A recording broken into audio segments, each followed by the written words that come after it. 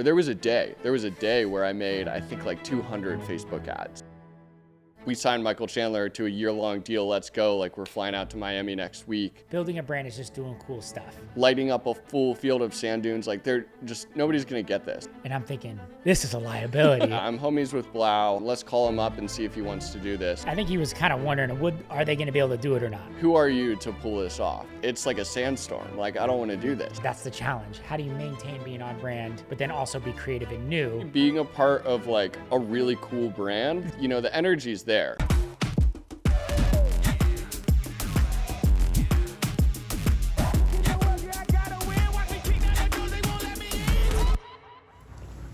Liam, you ready? Let's do it. It's gonna be weird to be on this side of the camera. I know.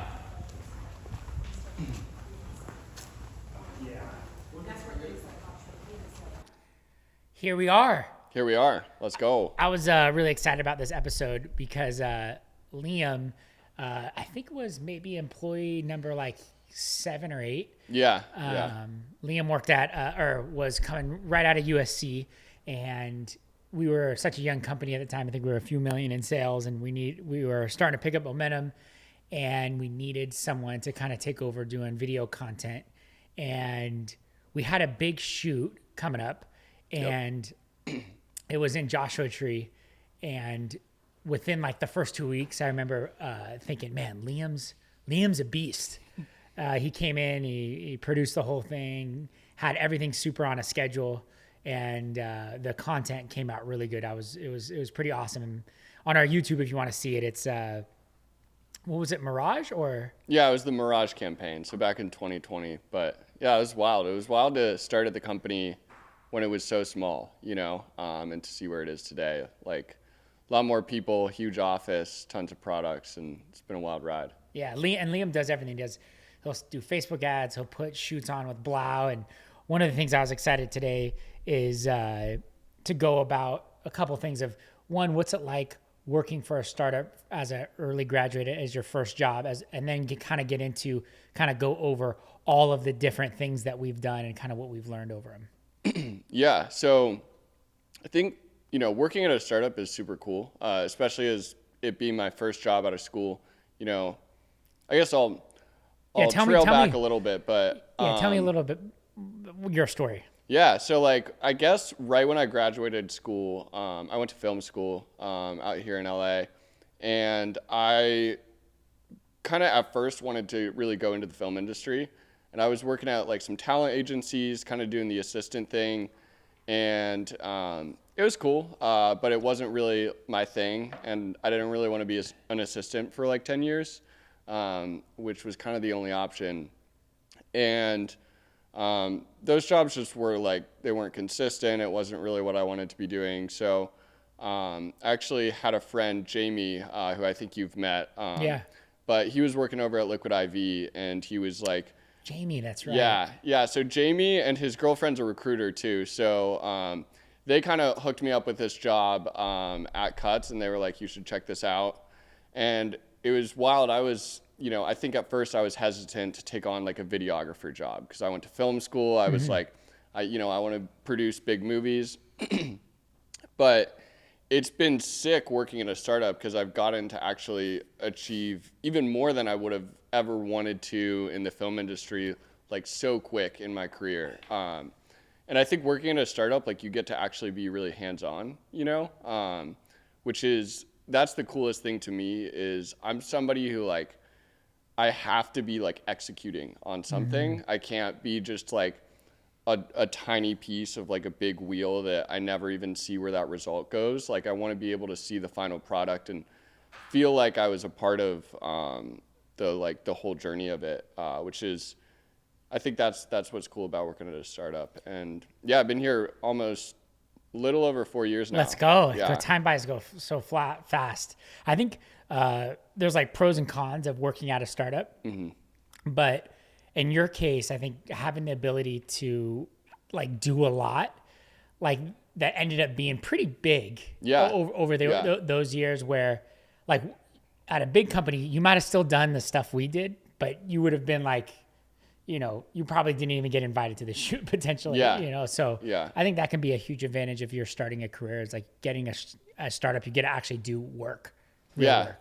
Yeah, and I think it's wild because you hear advice from other people, and this should be taken with a grain of salt. But I feel like everybody's like, don't work at a startup for your first job out of school, which maybe for some people that's the case, but for me it's been like the biggest blessing to do that, and it's been the best decision I could have made. And every day that goes by, a new project that we do, and next step we take at Cuts, I'm like, this is so worth it. Mm-hmm. So taking a step back, when you were graduating school and you kind of were unknown what you wanted to do, like what was appealing about Cuts?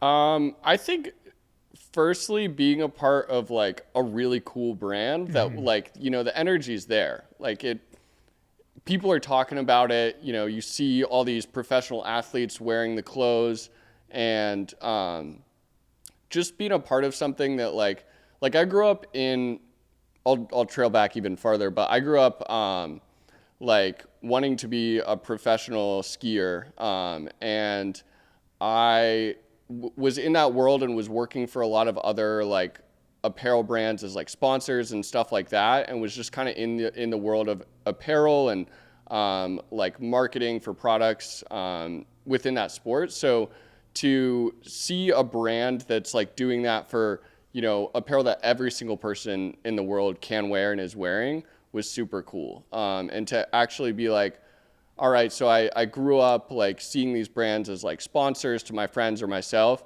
and now being on the brand side was just super cool. Yeah, definitely. So I wanted to get into some of the cool stuff we've done. One of the things that what we started as a business, we did these Always On series, which we would partner with guys like Blau, Mariano Rivera, and some Devin Levike in New York. What was that like, putting on brand partnerships, and what makes like a good content? Like, what makes good content? I think what makes good content is a good story, and we were lucky enough that each of those guys we partnered with had a good story of their relationship with Cuts. It was all organic, how those Always Ons came together. And also just, I think to be honest, we made some mistakes when we were doing those Always Ons. Like, we didn't distribute them the way they should be, but now we're kind of going back and like doing pieces like that again the right way, and both creating ad sets around it, making sure the partnerships are even more organic, and just continuing to like follow through with the narrative. I think, one of the coolest things we just did is this thing with Michael Chandler, where you called me up like last minute, and you were like, hey, we signed Michael Chandler to a year-long deal. Let's go. Like, we're flying out to Miami next week. And I think that was kind of like the good, like, next iteration of those Always On. So, 2 or 3 years ago, we did, I think, 6 Always On series, or 6 Always On episodes as a part of our Always On series. And now we're kind of looking back and really diving into like what made those videos good, and how can we blow it up even bigger and make it more of a brand moment. But yeah, I think.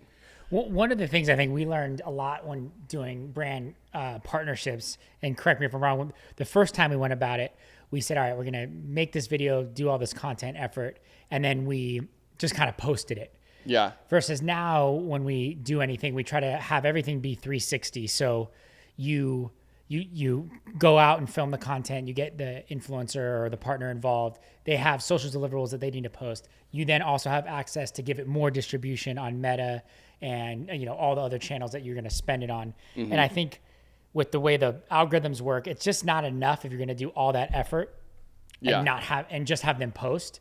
Versus if you work in distribution rights and spend rights, then it can really be worth your time. Totally. And when I look back at like the Blau shoot, mm-hmm. to me that was one of the most epic shoots that we did. And we just kind of posted it. We didn't really have a full 360. So I'll kind of tee it up, but Liam, I want you to kind of explain the story. Back in 22 or 21, we there was COVID, there was no concert, so we put on a concert in the like the BLM area. What's BLM stand for again? Bureau of Land Management. Bureau of Land Management. And it's in the middle of nowhere. So pretty much that means, hey, if you get hurt, don't call the cops because we're not coming, essentially. And they put lights all over the I'll explain it. So, the story actually goes back way farther. It's crazy. When I had just gotten out of college, I went on kind of like a road trip camping across the Western United States.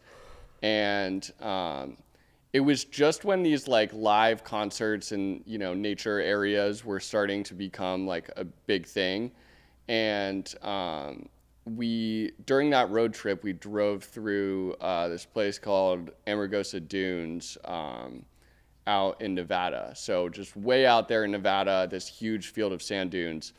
And I was standing on the dunes out there, and I was like, this would be the sickest place to put on one of these live like DJ sets in the desert. But I was like, it'd be really sick if we could light up this whole field of sand dunes and turn it into like a moving light art installation, basically.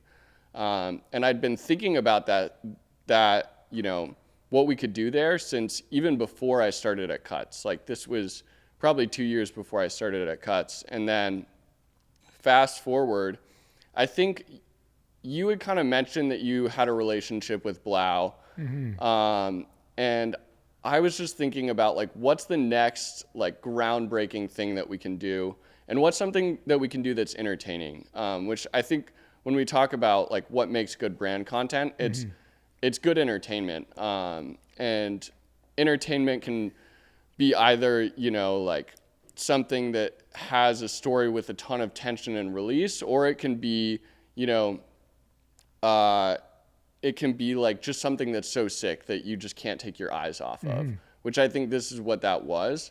But you were like, yeah, I'm homies with Blau. Let's call him up and see if he wants to do this. And it was cool because he was stoked. He was like, this is so sick, and he immediately wanted to do it. So how that came together is I got some buddies together. So one of my best friends who does a little DJing here and there. And then also Jamie, who I mentioned earlier, came out to help me shoot this. And we did like a spec shoot. So I think spec shoots are great for anybody that's like does content and wants to work with brands. Just do a spec shoot of like, hey, this is what I can do for you guys. And pitch your idea through actually shooting it and say, hey, if you guys put some money into this, we can actually make it way bigger and way better. I think that for people trying to get jobs, we've actually hired a few people that way. Jeremy was that way. He, didn't get the job and then he went and did it. But yeah, spec shoot with video, let your work do the talk. Yeah, keep going. Yeah, totally. And I think that's, everybody who works in content knows this. Like, you need to do spec shoots to get jobs. But this one was weird because I was working in-house. But I knew, I was like, this idea is crazy. Like, if I describe to Steven and Brennan, like, lighting up a full field of sand dunes, like, nobody's going to get this. We need to go do this and show everyone what it can look like. Blau included. Like, he was kind of like, I think he was like, yeah, that sounds sick, but like, who are you to pull this off? Yeah. I think he was kind of wondering, are they going to be able to do it or not? Yeah, no, he definitely was. So yeah, then we went out, did this spec shoot. I think I showed it to you guys and it was immediately like, yes, because we pulled off that spec shoot for like $200 or something, just rented like a light or two, and used like basically like magnifiers on our aperture lights to light up these dunes. And we were like, look, we can rent real lights and really do this. But then we do the spec shoot, get approved. We go out there to do it. You were out there in the dunes with us, Sean was out there carrying 100-pound lights and generators throughout the desert. And it was kind of crazy because we produced that fully in-house. Like, we had no like professional lighting team. It was basically myself and a close friend of mine. His name is Savag. He's like a director of photography that we've worked with on a bunch of our campaigns.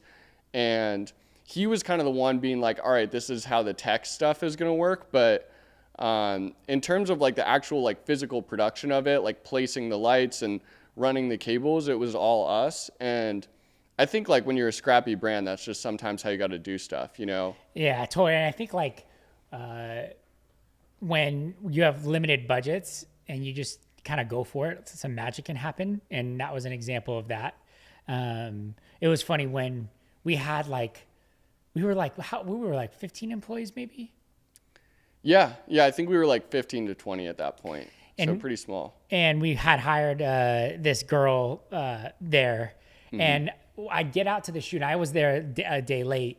And I'm thinking to myself, this is a liability. Because there was like this poor, like, 25-year-old girl, like, and the wind was crazy at night. And so you were just dust everywhere. I was staying in the RV, thank God. But there's some people in tents. And I don't know how you slept in those tents because it was like so loud. But yeah, it was. I don't think I would do it now in that capacity. I would just get everyone an RV. Yeah. But back then, we really tried to go on a tight budget. Yeah, that was the craziest thing there was the wind, too. Like, I remember, I think, like, before the shoot, Blau was like, dude, it's like a sandstorm. Like, I don't want to do this. And, like, right before we were about to start shooting, because this was, like, timed out to be, like, at a specific time at sunset going into night. And, like, right then, it's like the wind died down, and it was like, let's go. Yeah. The wind, he had to put sunglasses on because the wind was going, and essentially it was a fake DJ set. We put the music on, but he just had to be up there for 45 minutes, right? Yeah. Did we wreck his computer? We didn't wreck his computer. You know what we did wreck, though, is a lot of lights. A lot of lights. Yeah. Thank God we had insurance. Yeah, shout out insurance. But I think, you were asking earlier, like, what makes a good content piece or what makes a good brand project. And I think that was the perfect example of something that was like thought about for a really long time. And it was like really a project of passion. And we knew it was going to be cool. Like going into something like that, you need to know that it's going to be like groundbreaking and new and cool in some way. And I think when you're doing something that's like a big branded project, the thing you have to ask yourself is, has this been done before? And if the answer is yes, you probably have to keep thinking in terms of how you can make it better. I think one of the underrated skills in just business in general is assertiveness. Because I think in that situation, both the Michael Chandler, there were opportunities that kind of came about and we just had to make a move. Yeah. When I think about some of the decisions that I made wrong or things that didn't work out, it's like you overthink it and you go slow and you're debating it too much. And sometimes you're not going to have all the answers. You'll have about 70% of the facts and you'll have to make a decision. And that's where your like gut comes into mind. And I think with the Michael Chandler deal, it was like we hadn't done some brand stuff. I could feel as a brand we needed to do something. And it just made so much sense because he was a homie of ours. He had a big fight. And I jumped on the call with him and I said, hey, let's go. And then I called Liam and I said, hey, Wednesday we're going. And when I look back at the content, I'm like, I'm so glad we did that as a brand. But on the flip side, there's been opportunities that we've had that I've missed. And I've been like, I kind of wish those situations we would have acted quicker because we kind of missed an opportunity. So just being quick with it, especially with brand stuff, timing is everything. If Michael Chandler, he's not fighting Connor, but if like, let's say we did it a year later and we missed this ride, it maybe wouldn't be as worth as much to us. Yeah, I mean, anything with branding and advertising too, like you just got to strike when the iron's hot. And I think we have the luxury of being not a small business, but a small enough business that we can. But you watch brands grow like huge and they just can't do that anymore. But it's cool to be at a brand where we can still kind of act super quickly, like the Michael Chandler project, on something that's relevant, that our community cares about, and that's going to be a super cool opportunity for us. So now kind of switching into like performance creative and that, how has performance creative changed over the years of being effective, and like where is it today? Yeah, that's interesting. I think one thing I've been realizing is performance creative, it's like when I got to Cuts, it was like you just throw as much paint at the wall as you possibly can. Like there was no bad ad that you could make. The only thing that you could do that's bad is not make enough ads. And it's kind of, it's not the opposite now, but it's a little bit more like refined in terms of the process, where the way to end up finding a good ad is not to just throw a million different things at the wall. It's to have like truly differentiated creative where the style of the content, the message of the content, everything in it is completely different, which is something, you know, I think I'm getting better at as I go too and learning. But we had like the Meta team come in here and kind of give us this workshop on how we can create the best ads for Facebook. And it was really about rethinking each ad, so you don't have different hooks, different titles on each ad, which when I first started here, that's what we were doing. You know, you do one photo and you do like 10 to 20 different, you know, KSP headlines on top of that photo and test every single one of them and see which one works. Now it's like we would never do that. I mean, we do a little bit of it, but yeah, I think one of the things we're learning, and we're still getting better at it, is like more narrative-based ads. Like you're pushing a message rather than like the what, versus like this pant is more stretchy than the next pant. I think that works as you go down in price, but if you're selling a brand and you're constantly just telling the what or the attribute or pockets and stuff like that, it like from a consumer level, it doesn't actually convince you that it's necessarily better. Yeah. And I think for the Meta platform, the platform is slowly moving towards, you know, there's less like hackiness. I mean, in the early days of Cuts, there was very much like kind of these hacks you could do to kind of growth hack it. And now it's what I think it benefits Cuts, where it's more like creative based. And whether it's like, you know, using more premier models or thinking through a brand campaign, those are the things that, you know, are like, you know, reaching more people and getting cheaper CPMs that I think are driving, you know, better awareness than kind of those stretchy pan ads. Yeah, it's almost like Facebook advertising now has turned into TV advertising, where you have to like really tell a narrative and write a script that's universal to everyone and entertains people in a unique way. Where, like you were saying, yeah, it used to be just like you were hacking the system. You know, how many ads can we make? I think like when my first 6 months here, there was a month period where there was a day where I made, I think like 200 Facebook ads in a single day. And it's just like, you can't do that anymore. And that's not going to work on your platform. Yeah. Yeah.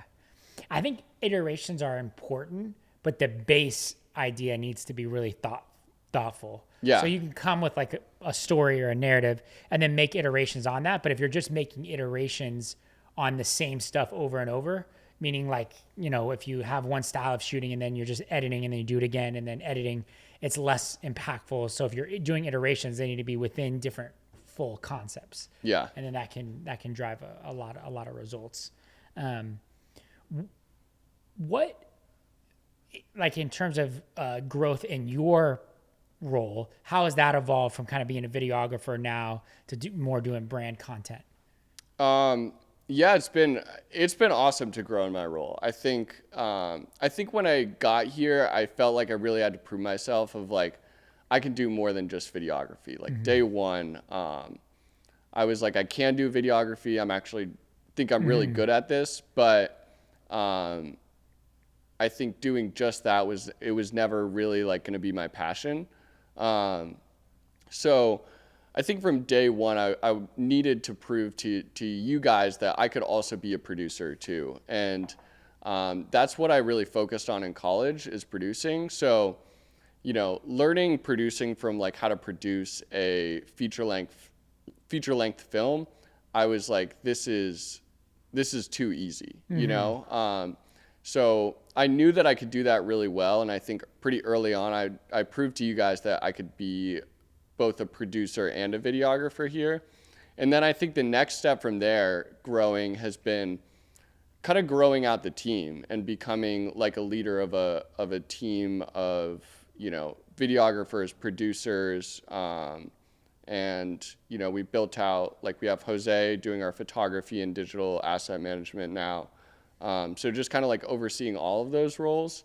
That's kind of where I've grown a lot. And I think like, you know, I've run a lot of sets before where we have like 30 or 40 people. But doing that consistently every day and kind of like managing people in-house has been like kind of the learning curve for me, of how to like be a manager within a business and not just a manager on set, you know? Yeah, when Liam's always been a good manager. Even the first day we were at a shoot in Joshua Tree, second week, and still one of my best content creations. I think the idea really came through. Some of the scenes were pretty iconic, and just had everything super organized. And I think one of the things to get content done well is just a really good plan ahead of time and a good vision, and then put that vision down in really detailed manner of like, you know, here's the shot type that we want. You know, I think the little things can make such a big difference. Like, in one of my favorite scenes is from that shoot was there's this long single road, and there's 3 models, and the drone was going to kind of fly over the models. And when we were doing it, the guys had different shoes on, but we had 3 Air Force Ones. And because, you know, the drone was capturing them from pretty high and then coming down, I think it just created this like crispness in the shot that might have been missing if it wasn't as uniform, and they were all wearing the same color. And when we saw that clip the way it came, I was like, wow, this was incredible. But it was like the little details that kind of made the huge difference of whether the content ends up hitting or not. Yeah. And I think to your point about like just always being like super dialed with a plan going into a shoot, one thing that I always do going into a shoot is creating what I call a flow of the day, something I learned when I was in film school that really helps with, you know, when you're doing a big feature film, like you need that for each of the scenes. But every shoot we do now, I do that even just like for our commercial shoots. So we know exactly what shots we're going to get. And basically what it is I'm writing out like basically like in a spreadsheet, all of the details of an individual shot. So what lens we're going to be on, what like size of shot is it? Like, is it a close up, a medium wide shot? The model, the wardrobe, the description of the scene. So everything's kind of like written out in terms of, all right, that's one shot, then another and another and another. And from that, I can look at like, all right, we want to do all of the shots that are on the 35 millimeter lens all in a row so we can save time and not have to change lenses.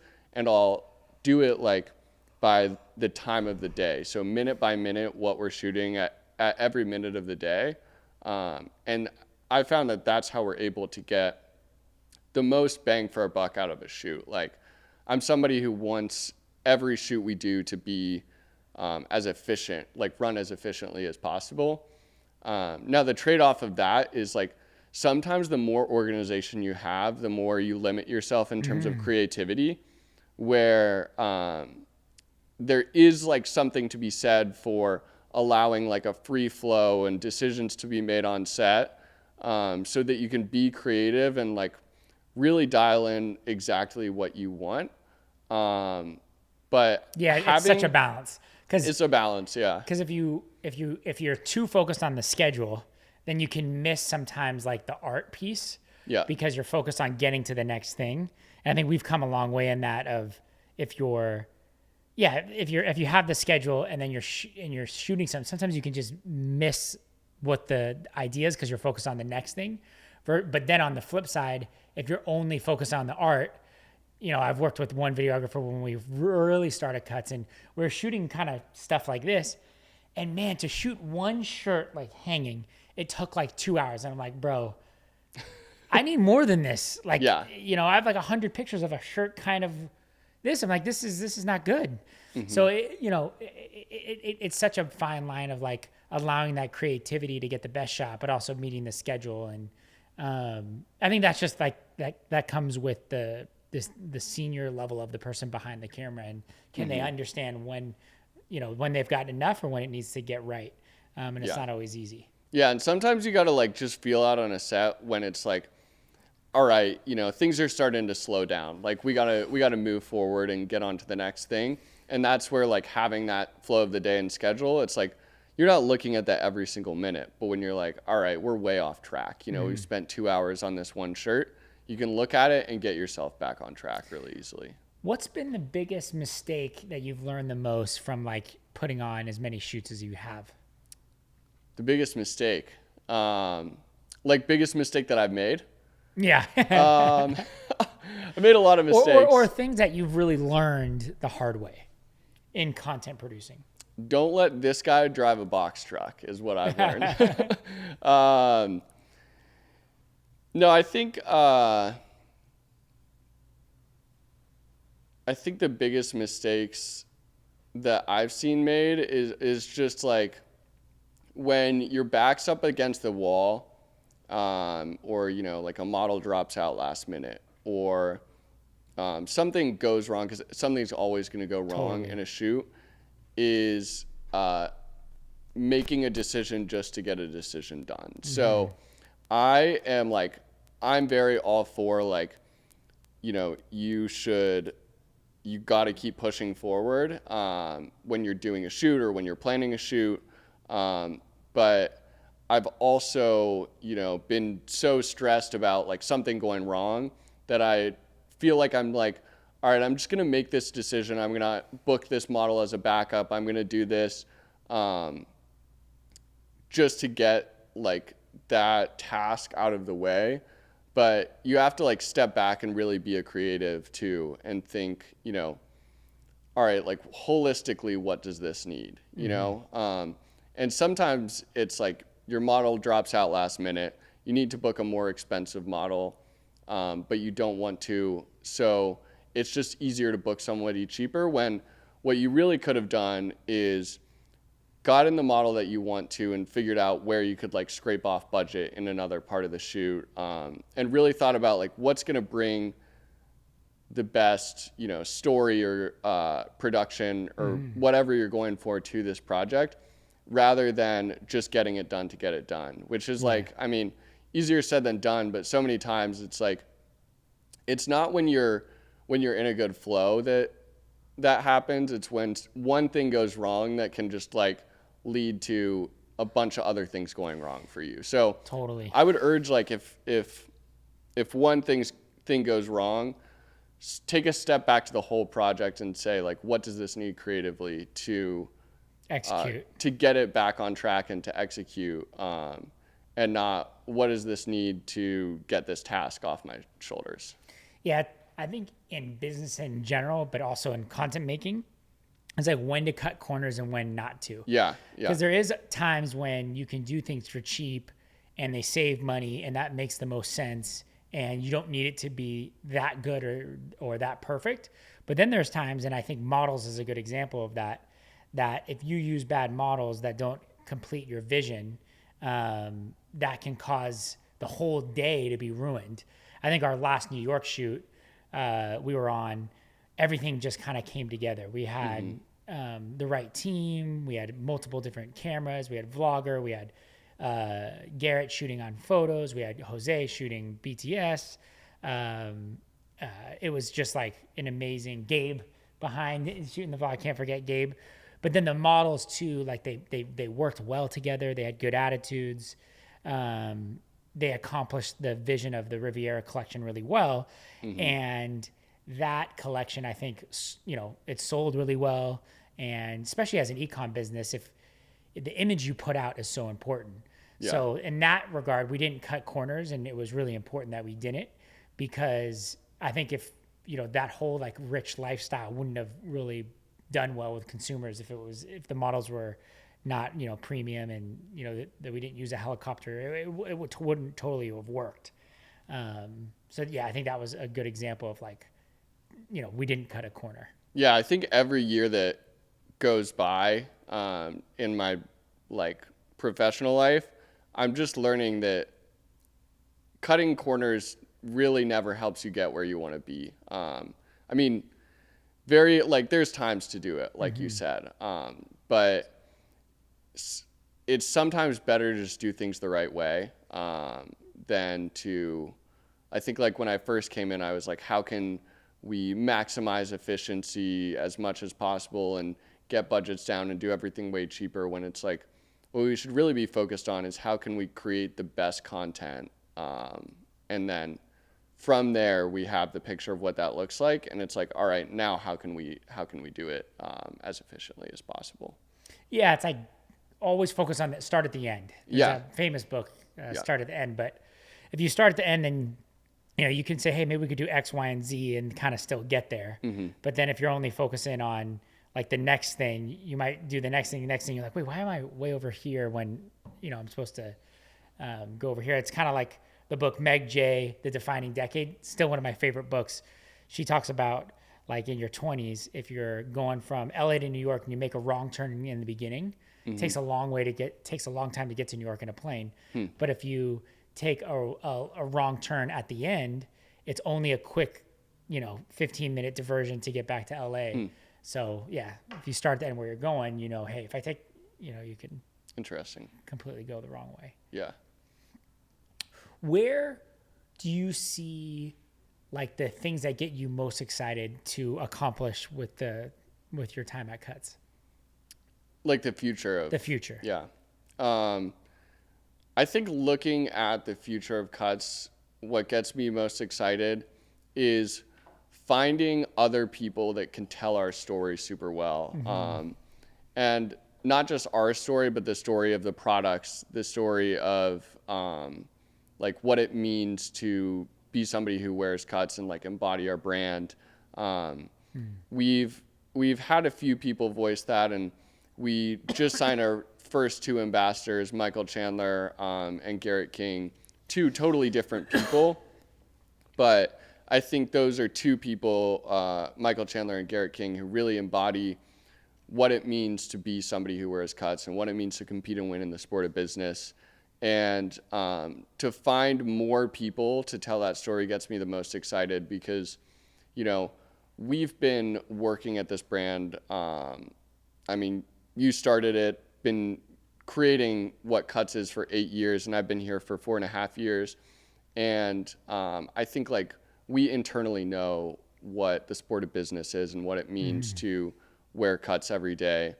But not everyone knows that, and we kind of need those vessels to tell that story of who is the Cuts customer, who do they want to be, and who do they look up to.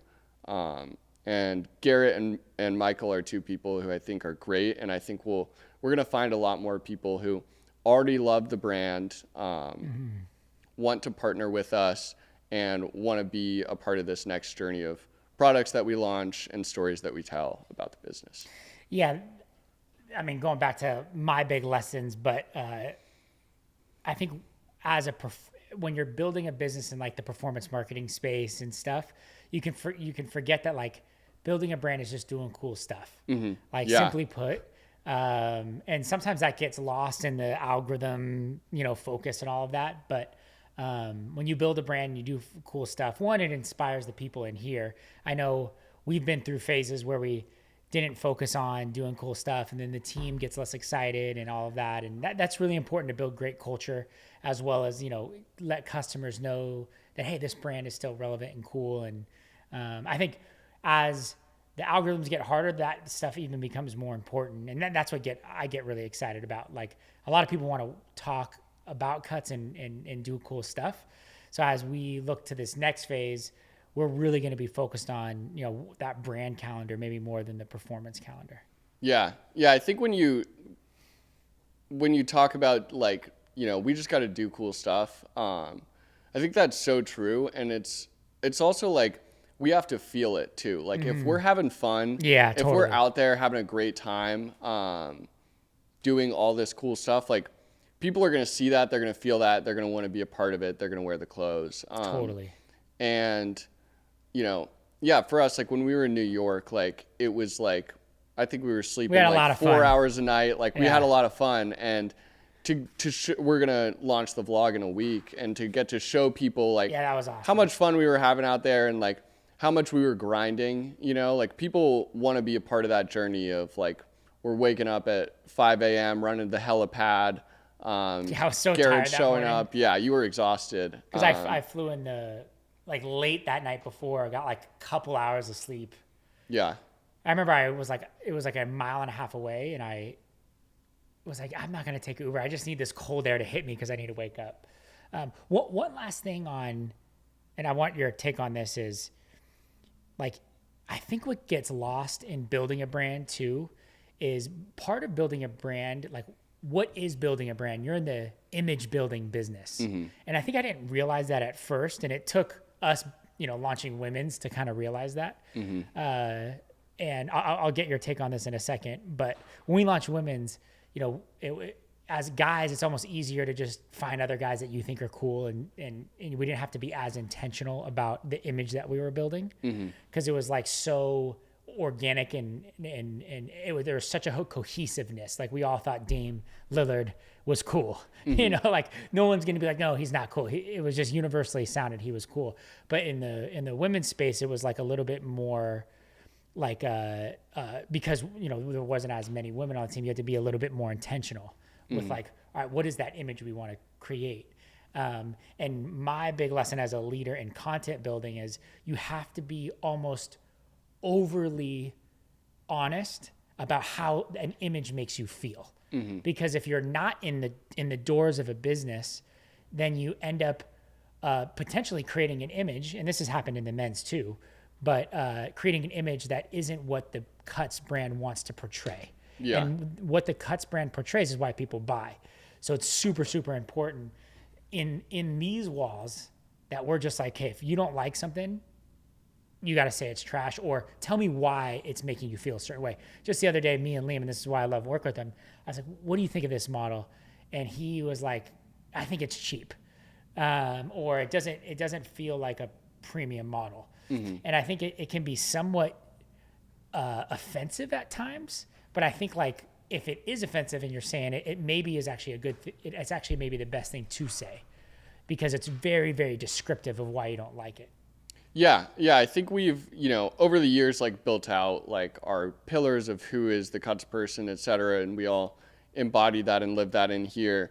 But it's sometimes hard to tell with like the small things when you're picking a model or deciding styling or location, or like writing a script for a branded piece. It's sometimes hard to tell with the little details.